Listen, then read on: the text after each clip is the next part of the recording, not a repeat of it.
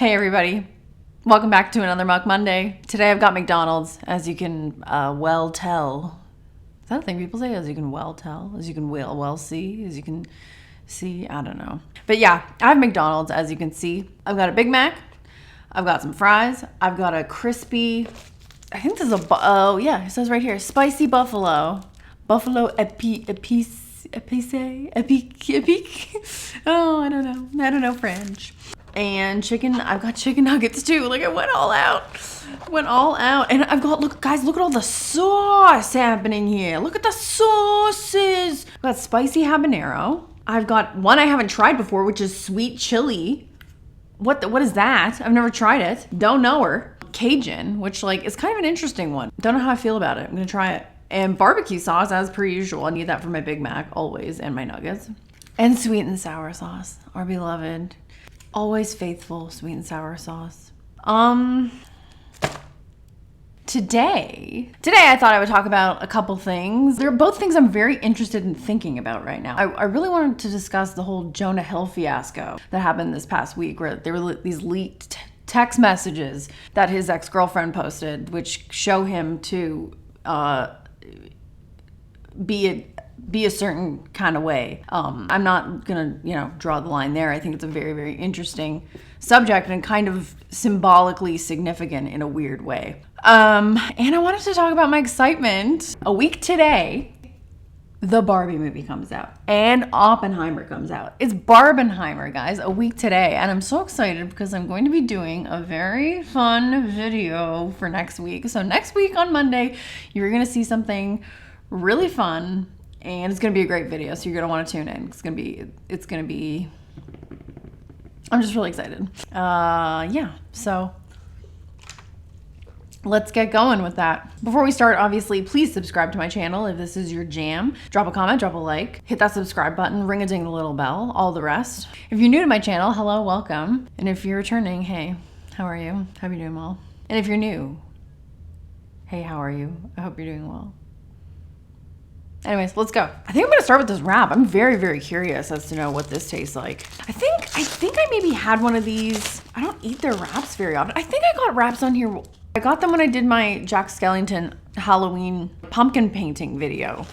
I did. I don't know if I got this one though. This is the buffalo. This is the crispy buffalo.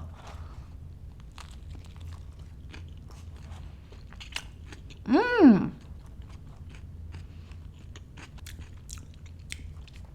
Shit slaps.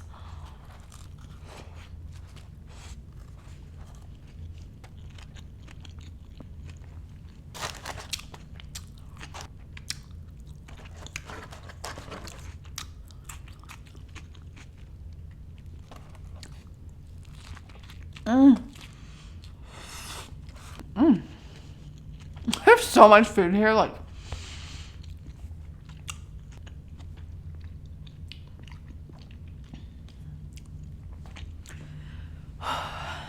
Eating fast. I'm not finishing this shit, but like I'm gonna dip my toe in each one. I'll tell you that. I'm gonna open this, babes. Sweet chili.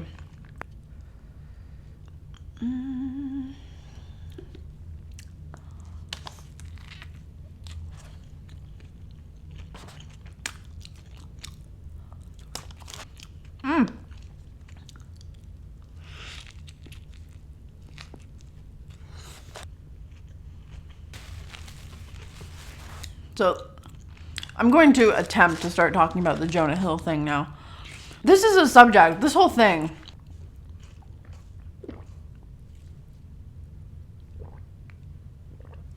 Earlier in the week, I think I found out about it, or all the text messages were leaked on maybe Tuesday. And it's, that was a few days ago now, so I don't have as much steam for it, but I still just think it's such an interesting topic. Ultimately, I think with it, there are a few different things at play. It can't just be like one way of looking at it, because I just think there's too much kind of going on with it. But I think my ultimate takeaway was more to do with everybody's right to privacy. People who are watching and don't really know, Jonah Hill's ex-girlfriend came out with some screenshots of text messages from last year around this time, like July, August of 2022. But I think they were like still together, on the verge of breaking up kind of thing, having some issues. Just gonna finish this.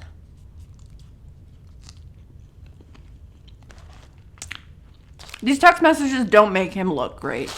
I think the thing that people are pointing to the most is that this woman apparently is a surfer, and he had like a lot of issues with her posting pictures to her Instagram account of her in bikinis, and he didn't like her surfing with other men, and you know, just stuff that it's just like, really, like you got to calm down. You got to calm down there, or no relationship's gonna work.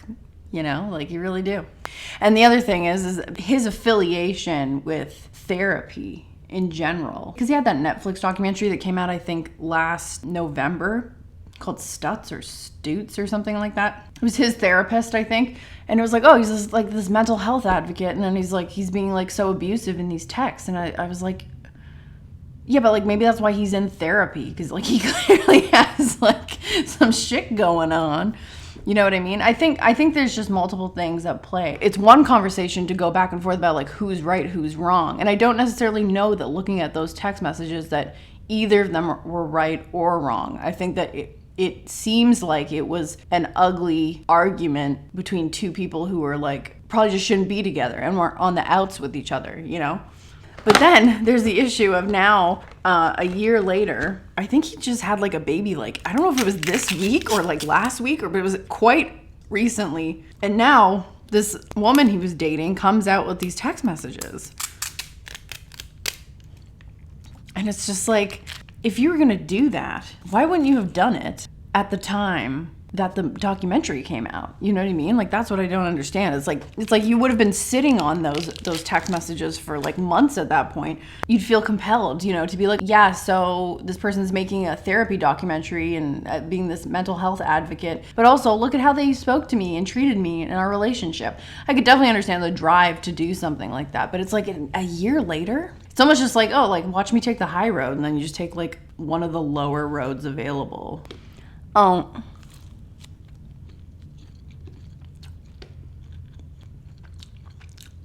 Oh, this is a chili one. It was good. I ate it before, but I was too wrapped up in conversation with myself. It's good though. I like it. Sweet chili. What's up? But yeah, that just struck me as very strange, you know. Obviously, Jonah Hill seems like the kind of guy that has some issues of his own that he's dealing with, and he has massive insecurity problems. But my overwhelming feeling of looking at all those text messages, I mean, I read probably like 20 of like the freaking like 40 that were posted or whatever.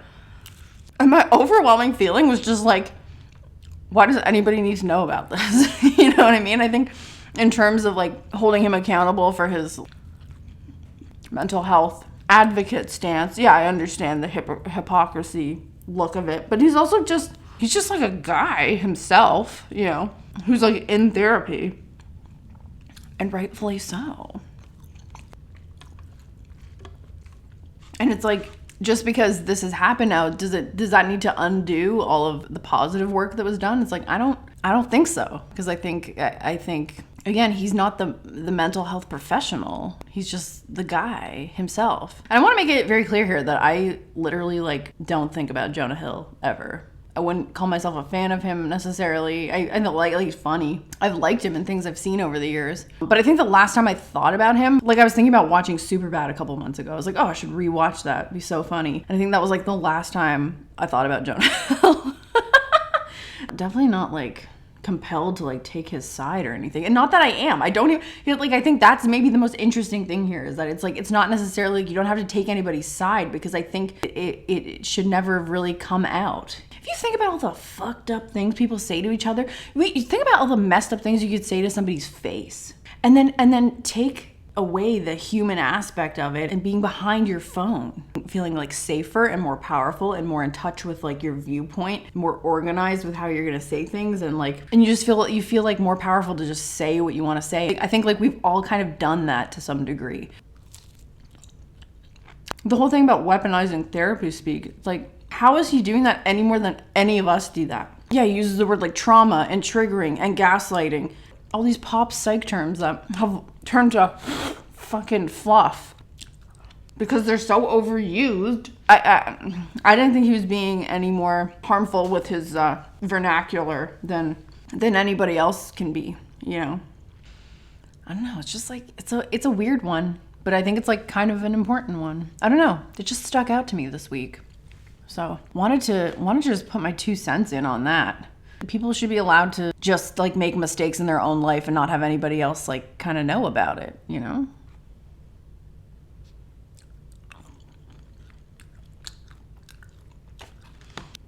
And the other thing I wanted to talk about was Barbie. Guys, we're excited. We're all very excited. It has been a long time. That sauce is so good. It's been a long time since I've been this excited to see a movie. I think COVID really kind of crushed my interest in movies for a while. Because I grew up in like a very cinema appreciating family.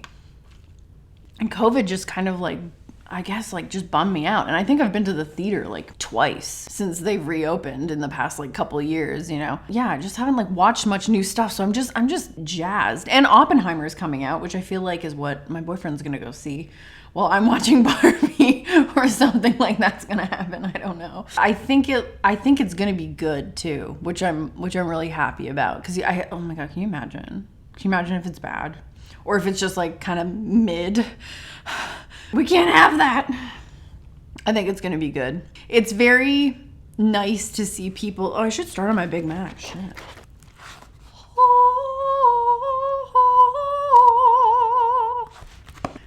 It's nice to see people so excited for something. It has been so long since it's felt like everybody has been in on something. You know what I mean? I haven't really encountered anybody who's been like that much of a negative Nelly about a negative Ned, a negative Nancy, a Debbie Downer about the Barbie movie. I think there's like room to become like cynical about it. But I haven't seen really anybody going that route with it. I haven't seen it. And it's just like kind of neat that like, I think like everybody's excited for it in some way.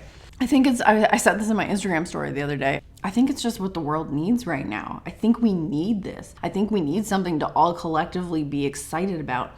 And it's like pink and it's like vibrant and you know it's gonna be a nice, good story. And it's Greta Gerwig too. And it's just like, there are great, creative, quirky, outside the box thinking people, you know, because it could have been another Bratz movie, but it's just been done like up like so much, you know? Okay, I'm gonna.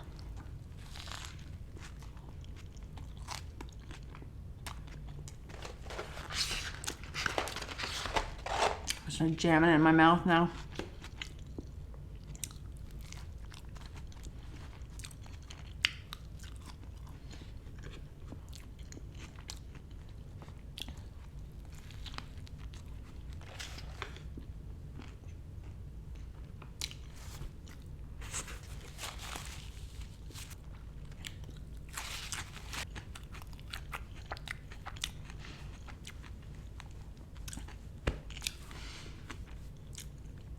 Could have been another Bratz movie. Could have just been like kind of not done with care. You know what I mean? Extreme, detailed care. It's just so exciting. And I always say, you know, there's a reason why musicals were so popular in the 40s and 50s. It's like because people needed them. People needed that boost, that collective boost of like going to a place to watch this nice, happy, positive thing together. And I do. I think it's significant for the planet in a good way. Not like in a heavy, like intense, like super serious way, but like you know, I just think like we could just not have a Barbie movie. We could not have Oppenheimer coming either. You know, we could just not have these things to be excited about that like both look really freaking amazing. That would be worse. It would be worse, you know? I don't care what anybody says. It would suck.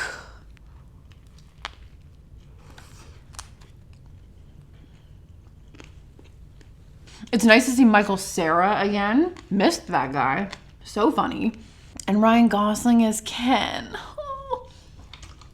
I think the video is gonna end in a second, so I'm gonna wrap up here. I'm full anyways. I'm just kind of, I just thought I'd have like some talking points today. I just really wanted to get some stuff out there. So thank you for watching this video. I'm so excited for next week's video. Please tune into that because it's going to be really fun and good. Subscribe to my channel if you want to.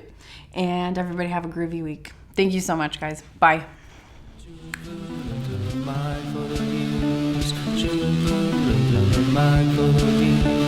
Eating a variety of food.